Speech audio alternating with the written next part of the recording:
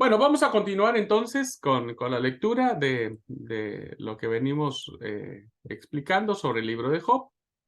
Eh, muy bien. Acabando de leer la última parte, dice, he leído la Teodicea Babilónica, que es lo que le ocurre al amigo del protagonista. Comienza defendiendo a los dioses y termina atacándolos.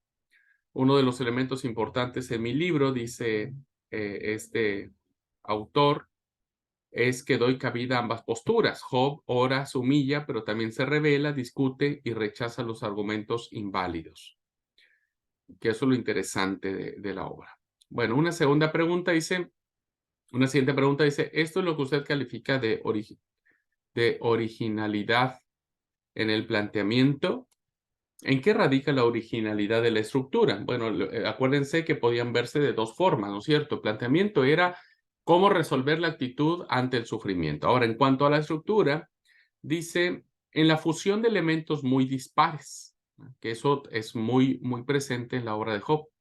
La obra comienza con un prólogo en prosa, dijimos, ¿no? Hablando de Job, de su riqueza, honradez, fidelidad a Dios, pero todo será sometido a prueba cuando el Satán consiga permiso de Dios para tentar, ¿verdad? Y se introduce un personaje interesante en esta obra llamado el Satán, que ese es el nombre que las traducciones más antiguas le dan, ¿verdad?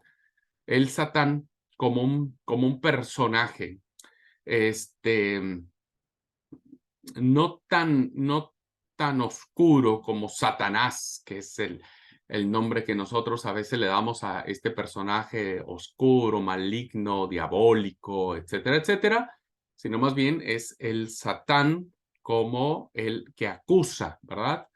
Como el acusador. Al hablar de Satán, se refiere al Satanás de los cristianos, haciendo esta comparación. Y la respuesta es no exactamente, ¿verdad? Sí lo concibe como un enemigo de Dios, pero dice que el autor de Job concibe a este personaje como un personaje más de una corte celestial, ¿verdad? Que dialoga con Dios casi como un amigo. Hay un diálogo, ¿verdad? Y que además este personaje llamado el Satán entra y sale por la corte de Dios como Juan por su casa, ¿verdad? Porque no pide permiso, él entra y habla con Dios y demás. Así que eh, en esta narrativa que estamos planteando, dice, como le decía, el Satán consigue permiso para arrebatarle a Job, sus hijos, sus posesiones, incluso la salud. Job no protesta, y entonces el autor del libro dice que introduce un tema frecuente en este tipo de obras que tiene que ver con los amigos que acuden a consolar al protagonista. Un protagonista que ha caído en desgracia, que al parecer por la estructura que tiene la historia, ni se entera que ha sido objeto de una apuesta celestial. Y entonces aparecen tres personajes que serían los antagonistas, llamado Elifaz, Bildad y Sofar. Exactamente, dijo el autor. Entonces es cuando comienza realmente la acción. En realidad no hay acción, pero entramos de lleno en el debate del tema. Esta parte es muy extensa, son muchos capítulos, ¿verdad? Del 3 al 41, son muchos capítulos. Y algo muy interesante que se ve en la estructura es la siguiente. Se estructura el libro de Job en tres grandes ruedas de discursos, ¿verdad? Tres grandes ruedas de discursos o rondas de discursos. Empieza con Job y le responde Elifaz. Otra ronda habla Job y le responde Bildad. La tercera ronda habla Job y le responde Sofar. Y esta estructura de diálogo que tiene el autor con los amigos se repite por 3 veces consecutivas. Quien no lo ha visto de esa manera se pierde entre un montón de discursos. Esto significa un total de 9 discursos de Job y 3 de cada amigo. ¿No le parece desproporcionado? Es decir, el que habla más es Job y hablan muy poco los amigos. Es cuestión de gustos, está la respuesta, dice. Desde mi punto de vista, el que tiene cosas más importantes que decir es Job, más que los amigos. Por lo tanto, la desproporción se justifica pensando que el protagonista tiene mucho más peso y razones para debatir con Dios. Sigue la entrevista. Bueno, luego volveremos sobre este debate de Job con los amigos. Prefiero que continúe con la estructura de la obra. La obra, queridos alumnos, es una obra, insisto, sui generis, muy peculiar en el ámbito de la sapiencia, pero algo que le agrega valor a esta estructura es que el debate termine en un fracaso absoluto, ¿verdad? No hay forma dentro de los diálogos que tienen los amigos con Job de convencerlo, ¿verdad?, sobre el por qué le está sucediendo esto.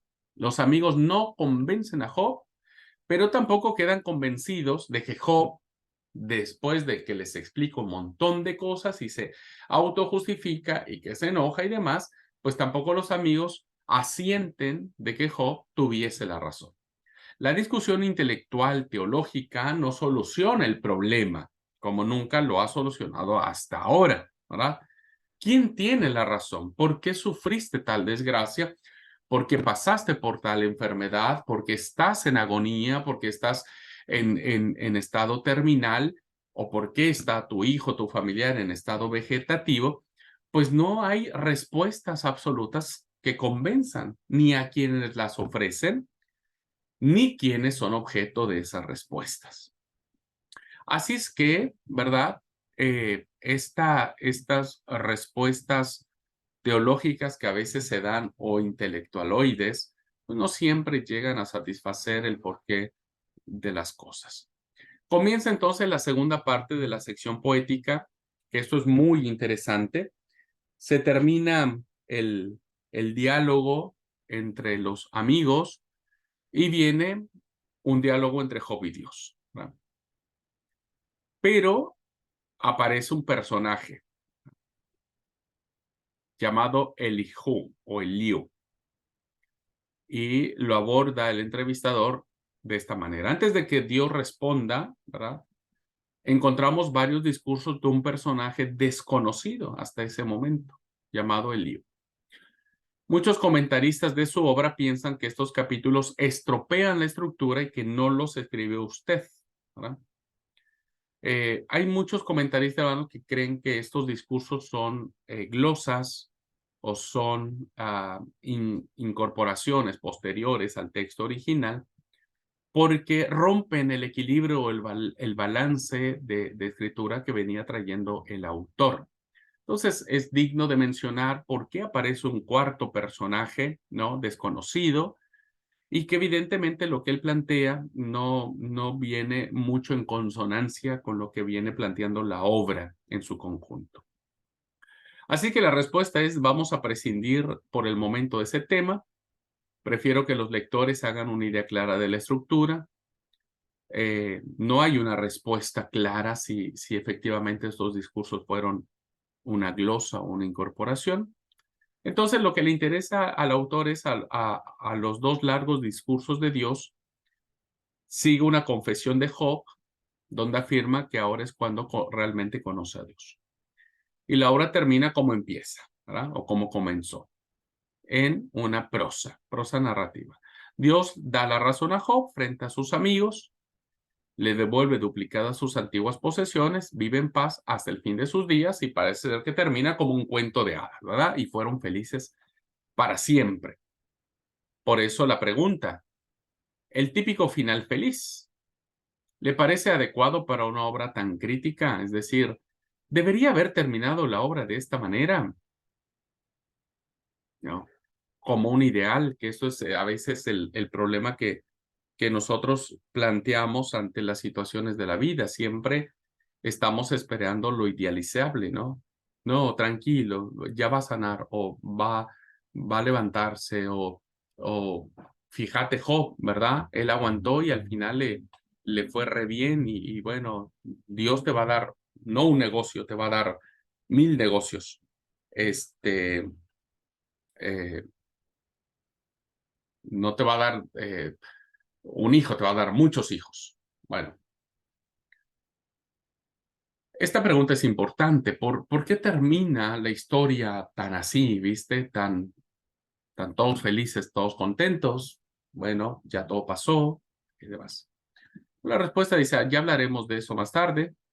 Como me ha interrumpido tanto, dice él, en esta estructura, de esta forma, dice, permita que resuma brevemente la estructura de la obra, ¿verdad? ¿Cómo se estructura la obra de Job? Tiene un prólogo en prosa que plantea el problema, una primera parte poética en la que interviene Job y sus amigos, que se aborda a través de sendas rondas de discursos, una segunda sección poética, que los personajes ahora son Job y Dios, como protagonistas finales o fundamentales de la obra, y el final en prosa, donde todos fueron felices para siempre.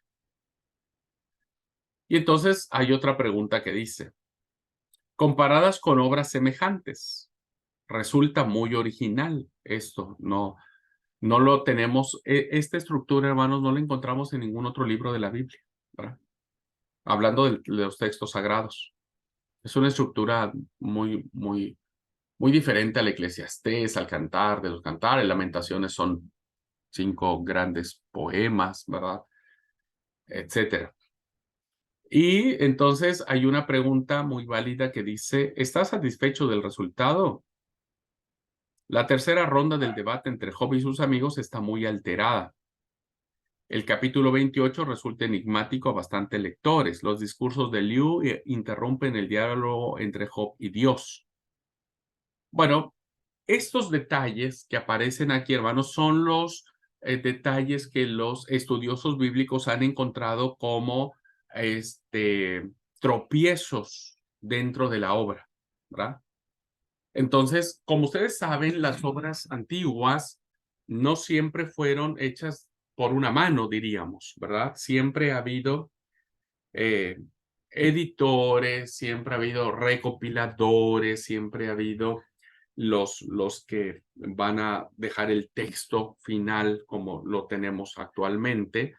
Entonces, estos son algunos datos, ¿verdad?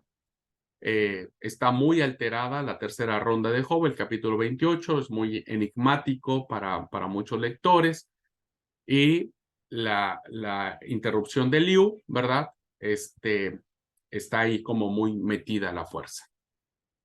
Entonces, como toda obra, ¿verdad? Antigua, la de Job no se escapa de ella, y entonces dice, aquí se mezclan dos problemas. Uno es de la transmisión del texto, ¿verdad? Y dice un poco en broma, dice, yo no tengo la culpa de que los copistas cambiasen inadvertidamente el orden de algunas páginas, provocando un gran confusión en la tercera ronda del debate. Que esto es como una respuesta que podríamos dar a por qué existe este problema, que se los voy a dejar de tarea. Por favor, vean qué es lo que sucede en el capítulo de la tercera ronda de Job con sus amigos, el capítulo 28 también, ¿verdad? El tema de la transmisión del texto tiene que ver con los copistas, ¿verdad? Que como todos sabemos, los copistas pues siempre le metían mano a esto. Y es muy probable que algún copista, queriendo arreglar el orden de la obra, pues haya hecho estos cambios. Otro problema es el de la propiedad intelectual. Ustedes están acostumbrados, es decir, nosotros los occidentales, estamos acostumbrados a que se respete lo escrito por un autor, ¿verdad? Si yo escribo una obra y la registro, nadie puede cambiar lo que yo escribí en la obra. Consideran inadmisibles que a una obra se le añadan frases o páginas que él no escribió. En mi tiempo, es decir, en el tiempo antiguo donde se escriben este tipo de literatura, no se maneja de la misma manera. Parecía normal, o o era normal que alguien añadiese páginas enteras a una obra ajena porque creía que podía aportar algo interesante al debate. Así que quiero decir que me considero responsable de la estructura básica, no de todos los detalles de la obra actual. Esto en respuesta, hermanos, a la evolución, según los estudiosos bíblicos que han detectado respecto de cómo está constituida la obra, que pasa en todas las obras antiguas, hermanos, pasa en todas las obras antiguas. Y bueno, de alguna manera hay que dar una respuesta del por qué muchas de estas cosas suceden. Muy bien. De todos modos, cuanto más leo, sigue preguntando su libro, más fuerte es la impresión que quedó sin terminar. Como si le hubiese faltado tiempo para redondear la obra. Para muchos, ¿verdad? Tienen este sabor de que la obra le faltó algo, ¿verdad? Y que terminó quizás muy abruptamente. La respuesta puede darse diciendo ningún autor queda plenamente satisfecho de lo que escribe. Me gusta mucho esta respuesta, hermanos, porque hace muy humano al autor bíblico, ¿verdad? Donde todos sabemos que la inspiración bíblica no significa que el escritor se convierta en un mecánico, en un taquimecanógrafo de Dios y que escriba lo que le dicta Dios, etcétera. Entonces, hay muchas cosas que un autor de la Biblia pudo no haberse sentido satisfecho plenamente por lo que escribió. Todo es perfectible. Además, tenga en cuenta que nosotros no disponíamos de papel, máquina de escribir, ordenadores, computadoras, fotocopiadoras, etcétera. Ustedes no pueden imaginarse el esfuerzo que suponía redactar una obra tan extensa en aquellas condiciones. Imagínense, 42 capítulos, esos son muchos, es demasiado, es una obra extensísima, ¿verdad? Así que mejorar una frase, mucho más un discurso o una sección del libro suponía enorme cantidad de tiempo y un gasto considerable. Con estos presupuestos le concedo que la obra podía haber quedado más redonda. Sí, imagínense, va a la mitad, ponele, no iba en el capítulo 23, pero ponele en el capítulo 23, se equivoca, ay, tengo que meter algo más, no, tenía que escribir algo más y ya no escribí, bueno, sonaste, no ibas a poder cambiar. Todos sabemos, lo vimos en la materia de la historia de la Biblia y sus traducciones, y ahí básicamente dijimos que escribir en aquellos tiempos, hermanos, era muy costoso, la tinta era muy cara, ¿verdad? Y el material en que se escribía, pues también era muy caro, así que no era tan fácil. Bueno, terminamos esta clase con la pregunta que tiene que ver con la estructura, ¿verdad? Hice una última pregunta sobre la estructura. Leyendo el debate entre Job y sus amigos, ya dijimos que la primera parte es de la sección poética, tiene uno la sensación de que las ideas se repiten demasiado. Si ustedes han leído el libro de Job, yo tuve la oportunidad de leerlo una vez y era así, era muy repetitiva, muchos conceptos, muchas frases, imagínense, qué sé yo, hermanos, 3 rondas de discursos. Por eso el libro es enorme y por eso mucha gente se queda en el capítulo 2, que es el más lindo, ¿va? Y después, ante tantos discursos, se pierde. ¿No hubiera sido preferible una sola ronda en vez de 3? Es decir, le hubiera ahorrado papel y tinta. Bueno, tal vez una respuesta que hubiese dado el autor del libro de Job sería: reconozco que mi proyecto era muy ambicioso. Quizás hubiese salido mejor si lo hubiera enfocado más modestamente. Pero mírelo desde el punto de vista positivo. Creo que he conseguido reflejar el hastío que producen los debates intelectuales, por importante que sea el tema. Esto muy propio de la sabiduría. ¿Viste? Cuando a veces empiezan a discutir una cosa y la otra, y a veces sucede mucho en los temas del concilio, ¿viste? Uno ya termina fastidiado, dice, bueno, listo, para ya no más, ¿verdad? Y esto es lo que vemos básicamente en un tema tan vital como el sufrimiento. Uno termina ya diciendo, bueno, listo, basta, ya, vamos a redondear el tema.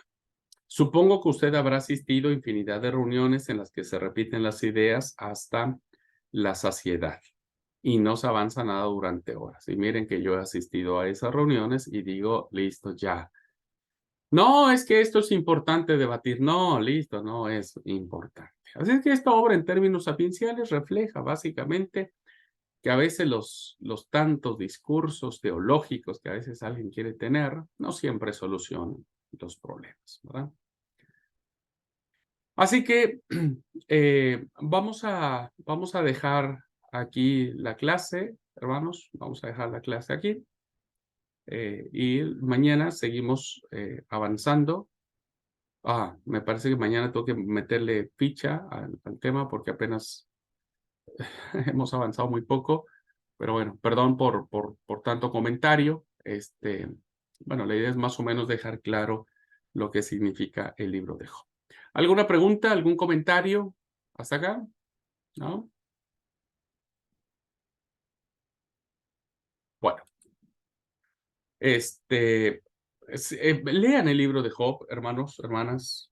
Yo sé que tiene para leer un montón de cosas y uno dice, bueno, lean y uno termina no leyendo nada, pero la verdad que para encontrarle sentido a este libro habría que leerlo. No sé si Mario, Esmeralda o Esther lo hayan leído ya de manera completa. Si lo leyeron, se habrán dado cuenta de todas estas cosas que estamos viendo en clase, pero si no lo han leído, léanlo y entonces les va a dar mucho mayor sentido todas estas cosas que hemos leído sobre Job y lo que sabemos de Job, ¿verdad? Que a veces, insisto, solamente sabemos capítulo 1, capítulo 2, capítulo 42 y hasta allí. Porque pues meternos en esta baruja de discursos termina uno hastiándonos. Pero la verdad que es interesante el libro de Job. Bueno, ¿alguna pregunta, hermanos? ¿Comentario, duda que quieran hacer antes de terminar la clase?